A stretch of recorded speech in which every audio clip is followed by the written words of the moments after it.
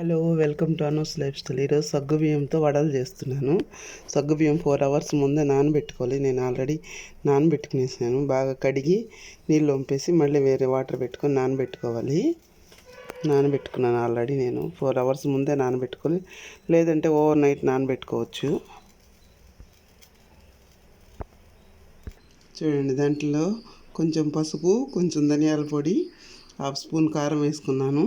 2 పొటాటోలు, ఒకటే పెద్ద పొటాటో ఉడకబెట్టేసుకున్నాను. దీన్ని తురుము కానీ ఇలాంటి బాగా స్మాష్ చేసి కానీ దీంట్లో కలుపుకోవాలి. చూడండి, బాగా కలిపేసాను. పొటాటో వేసి ఒక సన్న పచ్చిమిర్చి ఒకటి కట్ చేసి వేసాను. కొత్తిమీర, కరివేపాకు అవన్నీ వేయాలి. పప్పులు వేరుశనగకాయ పప్పులు వేయించి పొట్టు తీసేసి దీంట్లో కలిపితే ఇంకా బాగుంటుంది టేస్ట్. చూడండి ఎలా వచ్చాయి వడల షేప్లు రాలేదు, బాగానే ఉన్నాయి. టేస్ట్ అయితే షేప్ మాత్రం రకరకాలుగా వచ్చాయి. ఓకే, నచ్చితే లైక్ చేయండి, షేర్ చేయండి, సబ్స్క్రైబ్ చేసుకోండి. Okay, bye.